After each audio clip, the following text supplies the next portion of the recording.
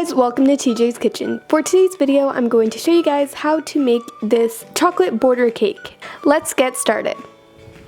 So the first thing that I'm doing is taking my 6-inch chocolate cake and cutting off the top so I get a nice flat surface. And then cutting that in half. And I'm also doing that to another 6-inch cake, but I'm doing it to a vanilla cake so that it's chocolate and vanilla. Then I am just applying some buttercream onto my cake board and putting down my first layer of cake. Just spread on a nice layer of buttercream and then top it with your second layer.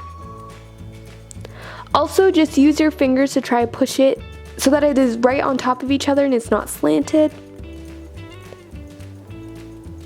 Add on some buttercream and then add on your third layer of cake. Then more buttercream, and then your fourth layer of cake.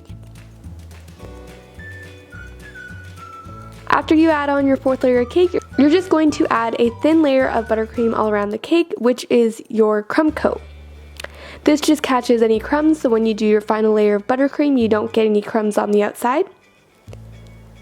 Just make sure that it's nice and thin, and it looks pretty smooth.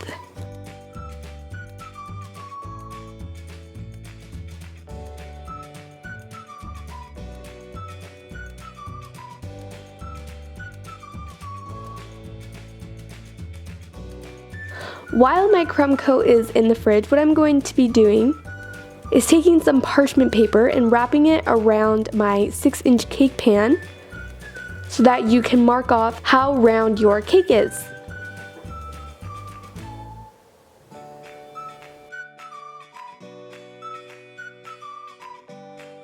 Then when your crumb coat is done in the fridge, add on a generous amount of buttercream. This is actually a cream cheese icing, so it's a lot softer and it's a bit more translucent than regular buttercream. For me, it tastes better, but it's also a little bit harder to work with. I'm just applying a nice layer of icing all around the cake.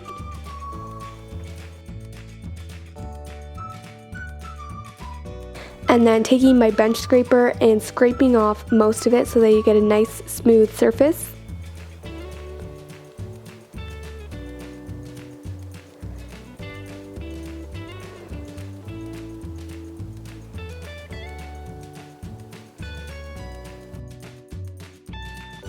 And also making sure that the top of the cake is smooth as well. Then just pop it back into the fridge for about 20 minutes until it is firm. Then when it is done in the fridge, just take your parchment paper that you cut up and fold it to the height that you want it to. So I just put it around the cake to make sure that it's not too long for the cake or it's not too short that it doesn't reach the top. Then I'm cutting that part off. And I'm putting the excess parchment paper underneath the paper that I'm drizzling the chocolate on. I just put some melted chocolate into a piping bag with a number 3 tip. You don't want it to be too thin or else it'll just break off.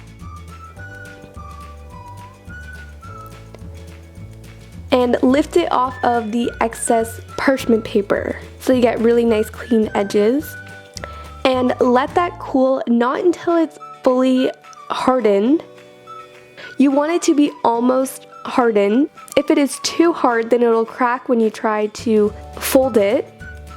But you don't want it to be too wet or else it'll just make a big mess all over your cake. So once you are at that stage, wrap it around your cake and press it into your cake. You want to make sure that it gets imprinted into the icing, or else when you take it off, it'll just come off with the parchment paper.